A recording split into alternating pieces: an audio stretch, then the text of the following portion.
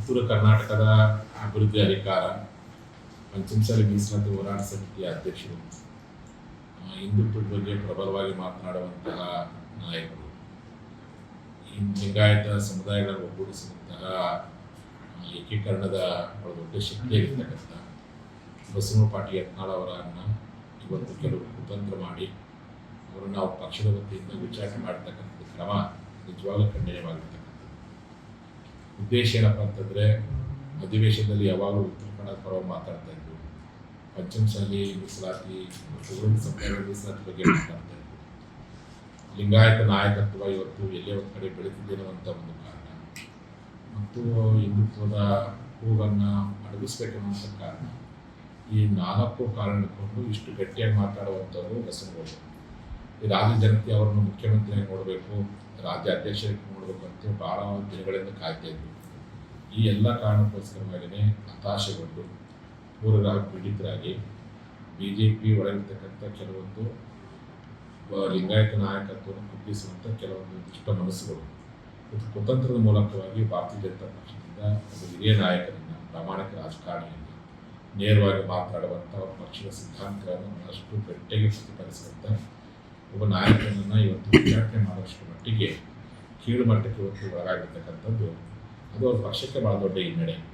ಇದರಿಂದ ಕರ್ನಾಟಕದ ನಾಯಕತ್ವವನ್ನು ಕುಗ್ಗಿಸುವಂಥ ಷಡ್ಯಂತ್ರ ಏನಿದೆ ಮತ್ತು ಪಂಚಮಸಾಲಿ ಹೋರಾಟವನ್ನು ಅಡಗಿಸುವಂಥ ಕುತಂತ್ರ ಏನಿದೆ, ಈ ಕುತಂತ್ರಕ್ಕೆ ಅಡಗಿಸ್ಬೇಕನ್ನೋ ಕಾರಣಕ್ಕೋಸ್ಕರ ಆ ಶಕ್ತಿಗಳು ಕೆಲಸ ಮಾಡಿದ್ದಾರೆ ಅಂತ ಮೇಲ್ನೋಟಕ್ಕೆ ಅನ್ನಿಸ್ತಾ ಇದೆ. ಈ ಎಲ್ಲ ಕಾರಣಕ್ಕೋಸ್ಕರ ಇವತ್ತು ನಮ್ಮ ಸಮುದಾಯ, ಕಾರಣ ಭಾರತೀಯ ಜನತಾ ಪಕ್ಷಕ್ಕೆ ಬಹಳ ದೊಡ್ಡ ವೋಟ್ ಬ್ಯಾಂಕೇ ಲಿಂಗಾಯತ, ಆ ಲಿಂಗಾಯತಲ್ಲೇ ಬಹಳ ದೊಡ್ಡ ವೋಟ್ ಬ್ಯಾಂಕು ಪಂಚಮಸಾಲಿ ಸಮಾಜ. ಈ ಸಮಾಜ ಯಾವತ್ತೂ ಭಾರತೀಯ ಜನತಾ ಪಕ್ಷದ ಪರವಾಗಿರ್ತಕ್ಕಂಥದ್ದು. ಕಳೆದ 2020 ಚುನಾವಣೆಯಲ್ಲಿ ನಮ್ಮ ಜನಾಂಗ ಯಡಿಯೂರಪ್ಪನವರು ಪಂಚಮಸಾಲಿಗಳ ಮೀಸಲಾತಿ ವಿಚಾರದಲ್ಲಿ ವಿಳಂಬ ಮಾಡಿದರು, ಹೋರಾಟವನ್ನು ತಪ್ಪಿಸುವ ಪ್ರಯತ್ನ ಮಾಡಿದ್ರು ಅಂತ ಹೇಳಿ ಹತಾಶೆಗೊಂಡು ನಮ್ಮ ಜನ ಏನು ಮಾಡಿದ್ರು, ಅನಿವಾರ್ಯವಾಗಿ ಕಾಂಗ್ರೆಸ್ ಪಕ್ಷಕ್ಕೆ ವೋಟ್ ಹಾಕಿದ್ರು. ಈ ಕಾಂಗ್ರೆಸ್ ಪಕ್ಷ ನಮ್ಮ ವೋಟ್ ಪಡ್ಕೊಂಡು ಅಧಿಕಾರಕ್ಕೆ ಬಂದ ಮೇಲೆ ನಮಗೆ ಲಾಠಿ ಏಟು, ಬೂಟ್ ಏಟು, ಕೈಕಾಲು ಬೇರೆ ಹೋದ ಮೇಲೆ ನಮ್ಮ ಜನ ಮತ್ತೆ ಎಲ್ಲ ಒಂದು ಕಡೆ ಇಲ್ಲ, ನಮ್ಮ ಬಸವನಗೌಡರು CM ಆಗ್ತಾರೆ, ಅವರೇ ಪಕ್ಷ ಒಳ್ಳೆ ರಾಜ್ಯಾಧ್ಯಕ್ಷ ಹುದ್ದೆ ಕೊಡುತ್ತೆ ತಿಳ್ಕೊಂಡು ಇವ್ರಿಗೆ ಏನಾದರೂ ಮಾಡ್ತಾರೆ ತಿಳ್ಕೊಂಡು ಮತ್ತೆ ನಮ್ಮ ಜನ ಅಂತ ಇರ್ತಾರಲ್ಲ, ಒಟ್ಟು ರೀಸೈಕಲ್ ಅಂತ ಮತ್ತೆ ಈ ಪಕ್ಷದ ಪರವಾಗಿ ಮನಸ್ಸು ಮಾಡುವಂಥ ಕೆಲಸವನ್ನು ಮಾಡ್ತಾ ಇತ್ತು ರಾಜಕೀಯವಾಗಿ. ಆದರೆ ಇಂಥ ಸಂದರ್ಭದಲ್ಲಿ ಇವರ ನಾಯಕತ್ವವನ್ನೇ ಅಡಗಿಸುವಂಥ ಉಚ್ಚಾಟನೆ ಮಾಡುವಂಥದ್ದನ್ನು ನೋಡಿದ ಮೇಲೆ ಮುಂದೆ ನಮ್ಮ ಸಮುದಾಯ ಯಾವ ರೀತಿ ರಾಜಕೀಯ ತೀರ್ಮಾನ ತೆಗೆದುಕೊಳ್ಬೇಕು, ಕಡೆ ಲಾಠಿ ಏಟು ಕೊಟ್ಟಂಥ ಕಾಂಗ್ರೆಸ್ ಬೆಂಬಲಿಸಬೇಕು, ಪಂಚಮಸಾಲಿ ನಾಯಕರನ್ನು ಅಡಗಿಸೋ ಕೆಲಸ ಮಾಡುವಂತಹ ಈ BJP ಒಳಗಿರ್ತಕ್ಕಂಥ ಈ ವ್ಯಕ್ತಿಗಳ ನಾಯಕತ್ವವನ್ನು ಬೆಂಬಲಿಸಬೇಕಂತ ಒಂದು ಬಹಳ ದೊಡ್ಡ ಪ್ರಶ್ನೆಗೆ ನಮ್ಮ ಸಮಾಜ ಒಳಪಟ್ಟಿದೆ. ಈ ಎಲ್ಲ ಕಾರಣಕ್ಕೋಸ್ಕರ ಈ ಸಮುದಾಯದಲ್ಲಿ ಆತಂಕ ವ್ಯಕ್ತಪಟ್ಟಿದೆ. ಈಗಾಗಲೇ ನಮ್ಮ ಜನಾಂಗದವರು ಹಳ್ಳಿಯಲ್ಲಿ ಹೋರಾಟ ಮಾಡೋಕ್ಕೆ ಶುರು ಮಾಡಿದ್ದಾರೆ. ನಾನು ಇವತ್ತು ಮಧ್ಯಾಹ್ನ 1 ಗಂಟೆಗೆ ನಮ್ಮ ಸಮಾಜದ ಪದಾಧಿಕಾರಿಗಳು ದಿಢೀರ್ ತುರ್ತು ಸಭೆಯನ್ನು, ಸಮಾಜದ ಪದಾಧಿಕಾರಿಗಳ ಸಭೆಯನ್ನು ಕರೆದು ಚರ್ಚೆ ಮಾಡಿಕೊಂಡು ಒಂದು ಉಗ್ರವಾಗಿರ್ತಕ್ಕಂಥ ಹೋರಾಟನ, ನಮ್ಮ ಜನ ಏನು BJP ಪಕ್ಷದ ವಿರುದ್ಧ ಹೋರಾಟ ಅಲ್ಲ, ಇದು ಅಮಿತ್ ಶಾ ಮತ್ತು ಮೋದಿ ವಿರುದ್ಧ ಹೋರಾಟವಲ್ಲ, ಲಿಂಗಾಯತ ನಾಯಕರನ್ನು ತುಳಿಯುವಂಥ ವ್ಯಕ್ತಿಗಳು ಏನು ಮಾಡಕತ್ತಾರೆ, ಒಳಗಡೆ ಬಸವನಗೌಡರನ್ನ ಉಚ್ಚಾಟನೆ ಮಾಡುವಂಥ ಕೆಲಸ ಏನು ಮಾಡಕತ್ತಾರಲ್ಲ, ಅಂಥವ್ರನ್ನ ಯಾವ ಕಾರಣಕ್ಕೂ ನಮ್ಮ ಜನ ಬೆಂಬಲಿಸಬಾರ್ದು, ಅಂಥ ನಾಯಕತ್ವ ಒಪ್ಪಬಾರ್ದು ಅಂತೇಳಿ ಅವ್ರ ವಿರುದ್ಧವಾಗಿ ಹೋರಾಟ ಮಾಡುವಂಥದ್ದು. ಕೂಡಲೇ ಭಾರತೀಯ ಜನತಾ ಪಕ್ಷ ಉಚ್ಚಾಟನೆ ಆದೇಶವನ್ನು ವಾಪಸ್ ಪಡಿಬೇಕು ಅನ್ನುವಂಥದ್ದು ಮತ್ತು ನಮ್ಮ ಜನಾಂಗದ ವೋಟ್ ಪಡ್ಕೊಂಡು ಯಾರು MLA ಆಗಿದ್ದೀರಿ, MP ಆಗಿದ್ದೀರಿ, ಆ ಭಾರತೀಯ BJP ಪಕ್ಷಗಳಿರ್ತಕ್ಕಂಥವ್ರು ನೀವು ಹೈಕಮಾಂಡ್ಗೆ ಮನವೊಲಿಸಿ, ಹೈಕಮಾಂಡಿಗೆ ಒತ್ತಡ ಹಾಕಿ ಸರಿಪಡಿಸೋ ಕೆಲಸವನ್ನು ತಾವು ಮಾಡಬೇಕು. ಈ ಒಂದು ಕಾರಣಕ್ಕೆ ಬಸವನಗೌಡರಿಗೆ ನೈತಿಕ ಬೆಂಬಲವನ್ನು ಕೊಡಬೇಕು ಮತ್ತು ಉಚ್ಚಾಟನೆ ಮಾಡಿರ್ತಕ್ಕಂತಹ ಕುತಂತ್ರಿಗಳನ್ನು ಯಾವ ಕಾರಣಕ್ಕೆ ನಮ್ಮ ಜನ ಬೆಂಬಲಿಸಬಾರ್ದು ಏನು ಮತ್ತು ಕೂಡಲೇ ಉಚ್ಚಾಟನೆ ಆದೇಶ ವಾಪಸ್ ಪಡಿಬೇಕೆನ್ನುವಂಥ ಉದ್ದೇಶ ಇಟ್ಕೊಂಡು ಇವತ್ತು ಮಧ್ಯಾಹ್ನ 1 ಗಂಟೆಗೆ ನಮ್ಮ ಸಮುದಾಯದ ಪದಾಧಿಕಾರಿಗಳ ಮತ್ತು ಕೆಲವು ಮುಖಂಡರ ತುರ್ತು ಸಭೆಯನ್ನು ಕರೆದು ಚರ್ಚೆ ಮಾಡಿಕೊಂಡು ಮುಂದಿನ ಹೋರಾಟದ ಬಗ್ಗೆ ಮಾಧ್ಯಮದಲ್ಲಿ ನಾನು ಮಾಹಿತಿ ಕೊಡಬೇಕು ಅಂತ ಅಂದ್ಕೊಂಡಿದ್ದೀನಿ. ಹಾಗಾಗಿ ನಮ್ಮ ಸಮಾಜ ಜನತೆ, ಯಾಕಂದರೆ ನಾನು ಯಾರಿಗೂ ಫೋನ್ ಮಾಡಿ ವೈಯಕ್ತಿಕವಾಗಿ ಬರಲಿಕ್ಕೆ ಹೇಳೋಕ್ಕಾಗಿಲ್ಲ, ಮಾಧ್ಯಮದ ಮೂಲಕವಾಗಿ ನಾನು ಸೋಷಿಯಲ್ ಮೀಡಿಯಾದ ಮೂಲಕ ಬರೋಕ್ಕೆ ಹೇಳಿದ್ದೀನಿ. ನೀವೆಲ್ಲರೂ ನಾನು ಇವತ್ತು ಮಧ್ಯಾಹ್ನ 21ನೇ ತಾರೀಕು ಮಾರ್ಚ್ ಗುರುವಾರ ಮಧ್ಯಾಹ್ನ 1 ಗಂಟೆಗೆ ನೀವೆಲ್ಲರೂ ಬೆಳಗಾವಿ ಗಾಂಧಿ ಭವನಕ್ಕೆ ಬಂದು ನಿಮ್ಮ ಅಭಿಪ್ರಾಯವನ್ನು ಕೊಡಬೇಕು. ಕೇವಲ ಪಂಚಮಸಾಲಿ ಲಿಂಗಾಯತ ಅಷ್ಟೇ ಅಲ್ಲ, ಬಸವನಗೌಡರ ಬಗ್ಗೆ ಅಭಿಮಾನ ಹೊಂದಿರತಕ್ಕಂಥದ್ದು ತಾವು ಬನ್ನಿ, ಭಾಗವಹಿಸಿ, ಮಾತಾಡಿ ನಿಮ್ಮ ಸಹಕಾರ ಕೊಟ್ಟರೆ ಮುಂದೆ ಯಾವ ರೀತಿಯಾಗಿ ಹೋರಾಟ ಮಾಡಬೇಕು ಅಂತ ನಾವೆಲ್ಲ ಆಲೋಚನೆ ಮಾಡಿದ್ವಿ. ಕೂಡಲೇ ಭಾರತೀಯ ಜನತಾ ಪಕ್ಷ ಎಚ್ಚೆತ್ತುಕೊಂಡು ಉಚ್ಚಾಟನೆ ಆದೇಶವನ್ನು ಹಿಂಪಡೆದ್ರೆ ನಿಮ್ಮ ಪಕ್ಷಕ್ಕೆ ಒಳ್ಳೆಯದು, ಈಗ ನಿಮ್ಮ ಕಾಲಕ್ಕೆ ನೀವೇ ಕಲ್ಲು ಹಾಕೊಳ್ತೀರಂತ ಮಾತನ್ನು ನಾನು ನೇರವಾಗಿ ಅವ್ರಿಗೆ ಅವ್ರು ಭಾಳ ಗಟ್ಟಿಯಾಗದ.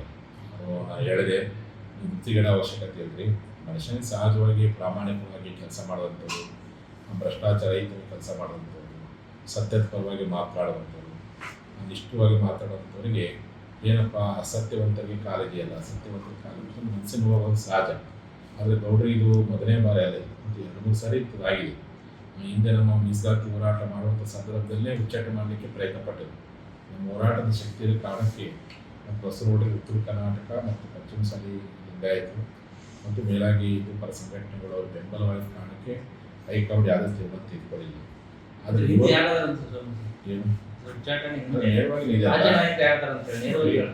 ಹಿಂದೆ ನಮ್ಮ ಮೀಸಲಾತಿ ಹೋರಾಟವನ್ನು ಕಡೆಗಣಿಸುವ ಪ್ರಯತ್ನ ಯಾರು ಮಾಡಿದ್ರು, ವಿಳಂಬ ಯಾರು ಮಾಡಿದ್ರು, ಅದೇ ವ್ಯಕ್ತಿಗಳು ಇವತ್ತು ಉಚ್ಚಾಟನೆಗೆ ಅವರ ನೇರಕ್ಕಿದ್ದಾರೆ. ಅದು ಬಿಟ್ಟು ಮೇಲ್ನೋಟಕ್ಕೆ ಮಾಧ್ಯಮದಲ್ಲಿ ಗೊತ್ತಿರೋ ಸಂಗತಿ ಯಾರಂತೇಳಿ ಗೊತ್ತಿತ್ತು. ಕಳೆದ 2-3 ತಿಂಗಳ ನಂತರ ನೇರ ಘರ್ಷಣೆ ನಡೆದಿತ್ತು. ಅದನ್ನು ಪಕ್ಷದ ವರಿಷ್ಠರು ಕುಂಬಿಸಿ ಸರಿಪಡಿಸೋ ಪ್ರಯತ್ನ ಮಾಡಬೇಕಾಗಿತ್ತು, ಹೊಂದಾಣಿಕೆ ಏನಾದ್ರು ಮಾಡಬೇಕಾಗಿತ್ತು. ಉಚ್ಚಾಟನೆ ಮಾಡುವಂಥ ಕೀಳು ಮಟ್ಟಕ್ಕೆ ಕೇಂದ್ರ ಬಿಜೆಪಿ ಶಿಸ್ತು ಪಾಲನಾ ಸಮಿತಿಗಳು ಸ್ವತಂತ್ರ ಒಳಪಟ್ಟು ಮಾಡಿದರೆ ಅಂತ ಅನಿಸುತ್ತೆ. ಬಹುತೇಕ ಮೋದಿಯವರಿಗೂ ಮತ್ತು ಅಮಿತ್ ಶಾ ಗಮನಕ್ಕೆ ಬಂದಿದ್ದರೆ ಅವರೇನು ಮತ್ತೆ ತಡೆ ಹಿಡಿದಿದ್ದು ಕಾಣಿಸುತ್ತೆ. ಯಾವುದೂ ಗಮನಕ್ಕೆ ಬಾರದಿದ್ದರೆ ಇವತ್ತು ಶಿಸ್ತು ಪಾಲನಾ ಸಮಿತಿಗಳು ಈ ರೀತಿಯಾಗಿರ್ತಕ್ಕಂಥ ಕೆಲಸ ಮಾಡಿದ್ದಾರೆ. ಅದಕ್ಕೋಸ್ಕರವಾಗಿ ಇದರಿಂದ ಪಕ್ಷಕ್ಕೆ ಭಾಳ ದೊಡ್ಡ ಹಿನ್ನಡೆ ಆಗುತ್ತೆ. ಆ ಪಕ್ಷಕ್ಕೆ ಯಾಕಂದರೆ ಬಿಜೆಪಿಗೆ ವೋಟ್ ಬ್ಯಾಂಕ್ ಲಿಂಗಾಯತ, ಅದರ ಪಂಚಮಸಾಲಿ ಸಮಾಜ. ಮುಂದೆ ನಮ್ಮ ಜನ ಏನಕ್ಕಿತ್ತು, ಯಾವುದೋ ಒಂದು ಮಾತಿ ಮರಳ ವೋಟ್ ಹಾಕ್ಕೊಡ್ತಿದ್ವಿ.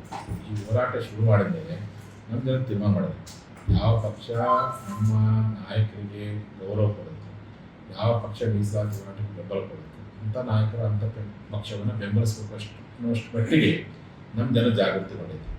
ಇಂಥ ಸಂದರ್ಭದಲ್ಲಿ ಈ ಜನ ಸದ್ಬಳಕೆ ಮಾಡ್ಕೊಳ್ಳೋ ಪ್ರಯತ್ನವನ್ನು ಬೀಳ್ತಿದೆ ಅಂತ ಪಕ್ಷ ಮಾಡೋದು.